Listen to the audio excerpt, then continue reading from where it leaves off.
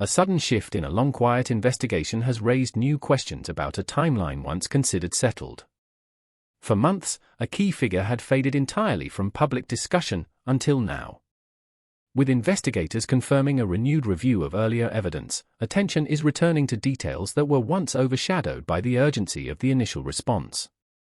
Before we continue, make sure to subscribe so you don't miss the next verified update.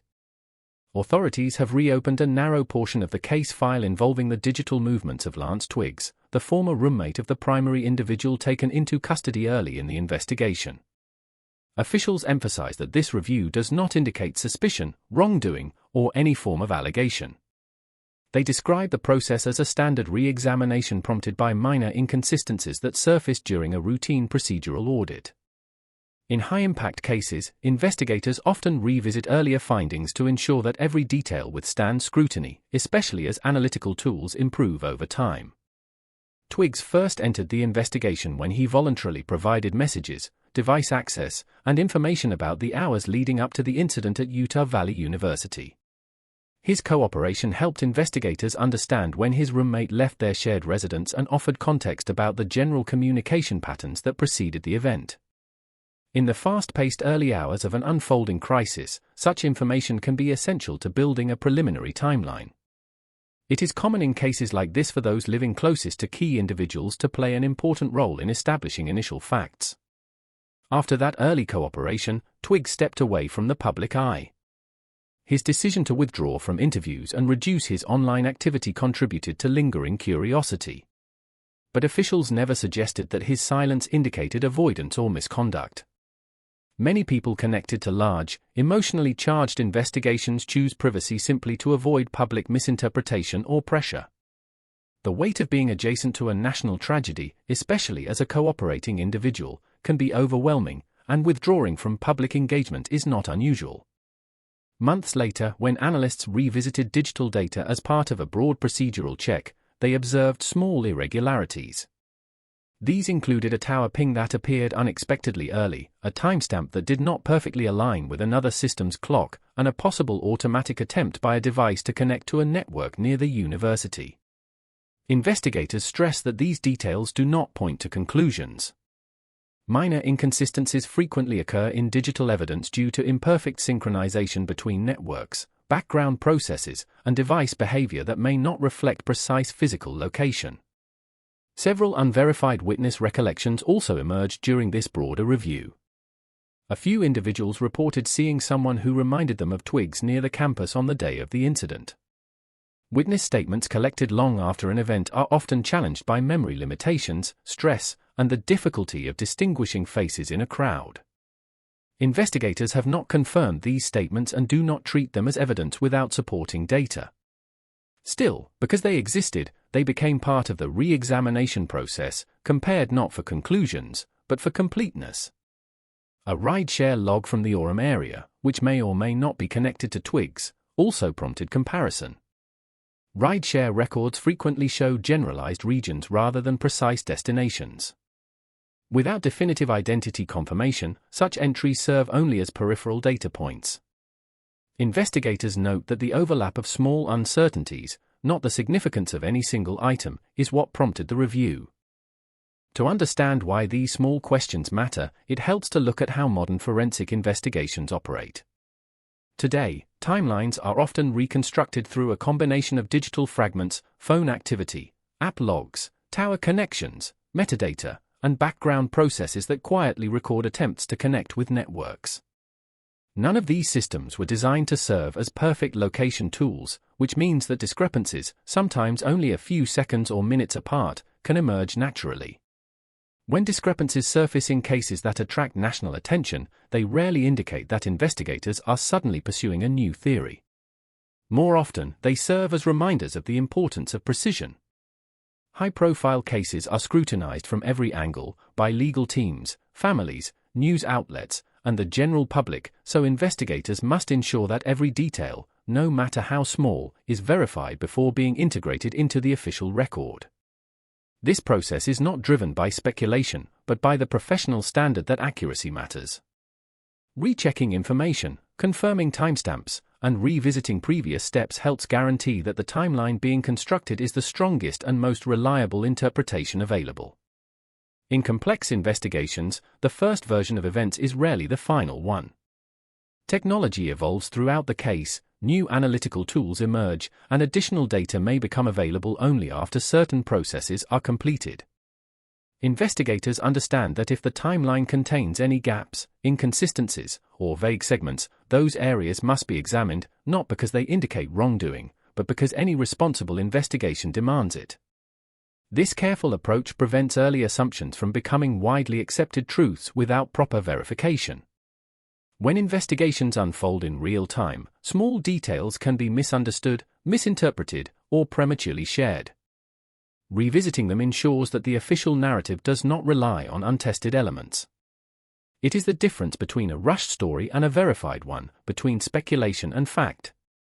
Investigators often emphasize that accuracy is not a luxury, it is the foundation of justice. However, public interpretation often moves at a much faster speed than the investigative process.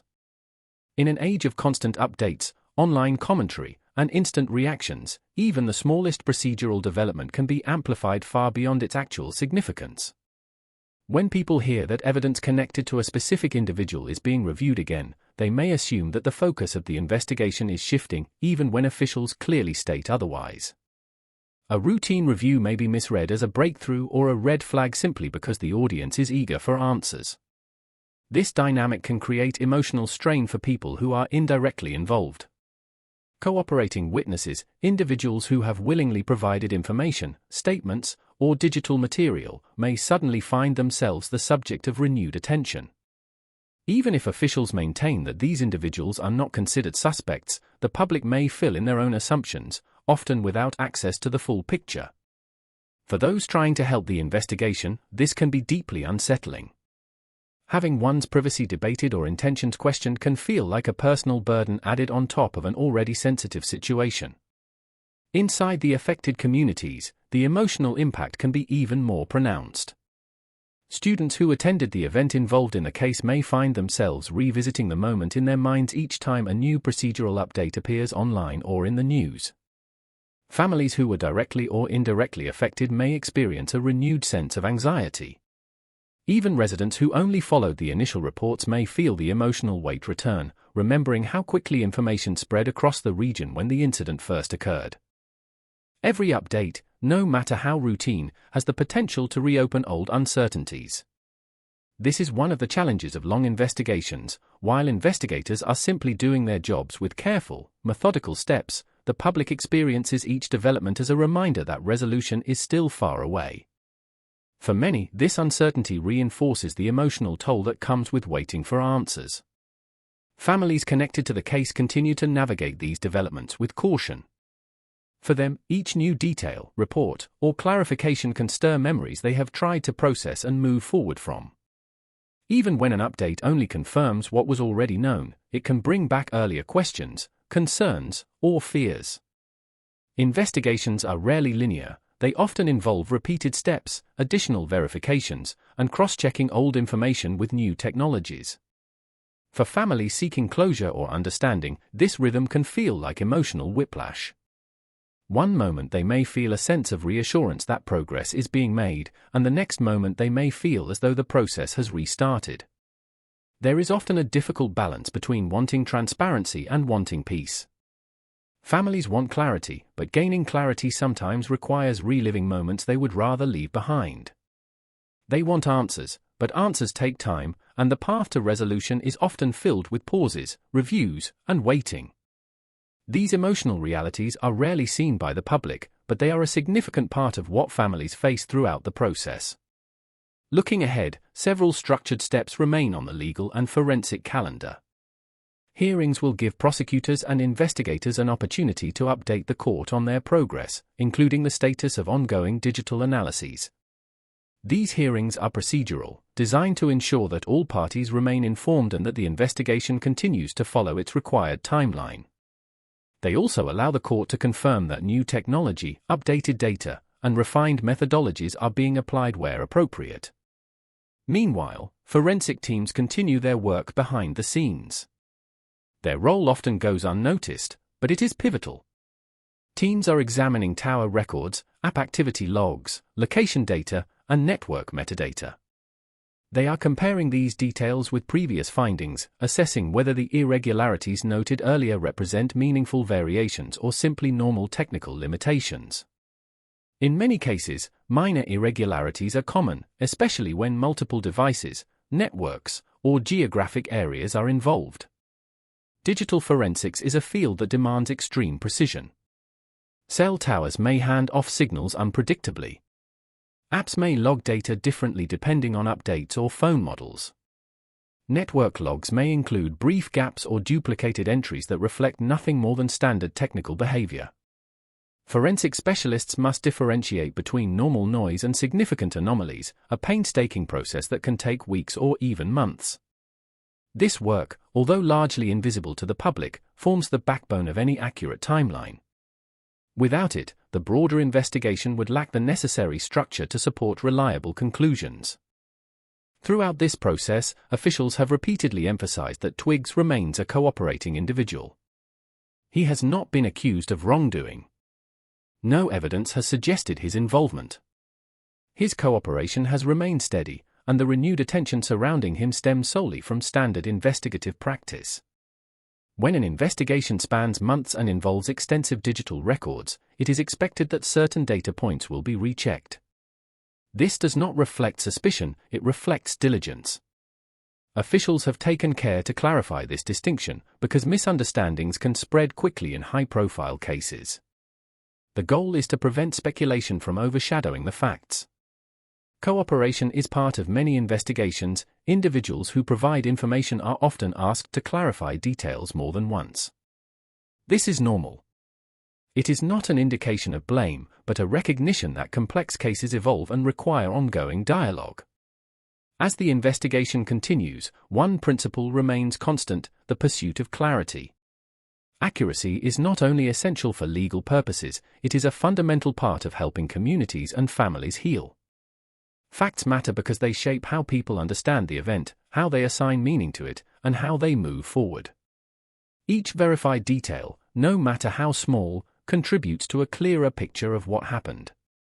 The process may feel slow, but slow does not mean stagnant. Behind every update is a series of careful decisions made by professionals whose responsibility is to uncover the truth with precision and fairness. While the public may see only brief statements or short updates, investigators are reviewing data, conducting interviews, analyzing logs, and checking findings against new information. Their work is steady and deliberate. Healing, too, happens at its own pace. Communities gradually regain stability, even as they wait for the final report. Families navigate the emotional terrain of uncertainty while hoping for closure. Friends, neighbors, and witnesses adapt to the rhythm of long investigations.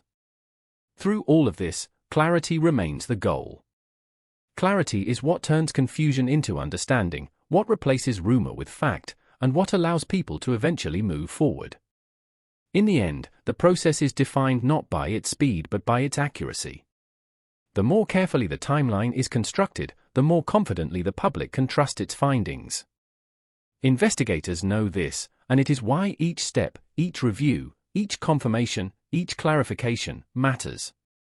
For ongoing updates grounded in verified information and careful reporting, consider subscribing for more.